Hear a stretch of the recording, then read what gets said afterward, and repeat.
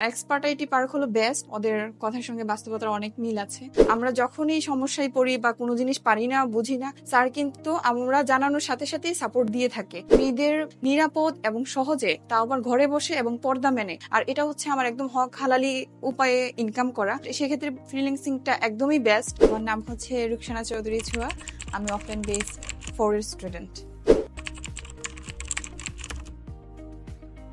আমি কুমিল্লাতে বিভিন্ন প্রতিষ্ঠানে গিয়েছি, যতগুলো প্রতিষ্ঠান আছে মোটামুটি সবগুলোতেই গিয়েছি। কোনো প্রতিষ্ঠানে আমাকে বলে নাই যে ওরা ইনকামের নিশ্চয়তা দিচ্ছে। তারপর সর্বশেষ আমি এখানে আসি।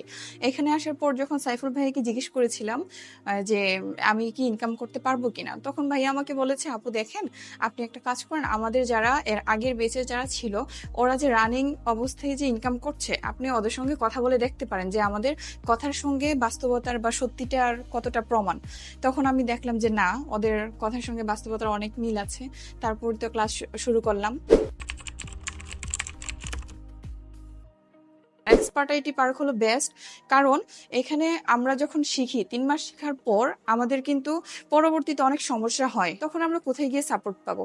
এক্সপার্ট আইটি পার্ক কিন্তু আমাদেরকে লাইফ টাইম সাপোর্টটা দিয়ে থাকে। আমরা যখনই সমস্যায় পড়ি বা কোনো জিনিস পারি না, বুঝি না, স্যার কিন্তু আমরা জানানোর সাথে সাথেই সাপোর্ট দিয়ে থাকে। এজন্য আমি মনে করি যে আমাদের জন্য এটাই বেস্ট। আমি যখন আমার পড়াশোনা কমপ্লিট করার পর আমি চাচ্ছিলাম যে কোনো না কোনো ভাবে সেলফ ডিপেন্ডেন্ট হতে।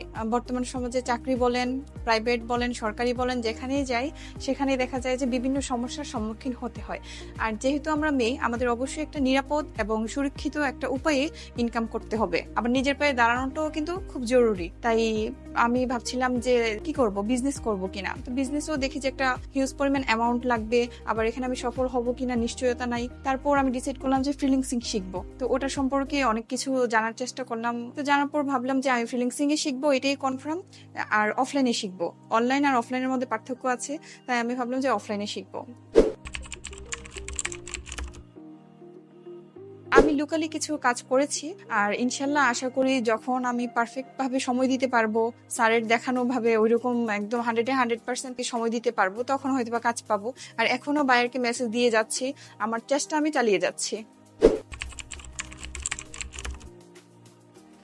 মেয়েদের বিবাহের আগে বা বিয়ের পরে উভয় অবস্থাতেই সেলফ ডিপেন্ডেন্ট হওয়াটা জরুরি। আর যদি সেটা হয়ে থাকে নিরাপদ এবং সহজে, তাও আবার ঘরে বসে এবং পর্দা মেনে, সেক্ষেত্রে ফ্রিল্যান্সিংটা একদমই বেস্ট। আর এটা হচ্ছে আমার একদম হক হালালি উপায়ে ইনকাম করা। তাই আমি বলবো ফ্রিল্যান্সিং শিখতে পারে, একদম চোখ বন্ধ করেই এই পথে আসতে পারে।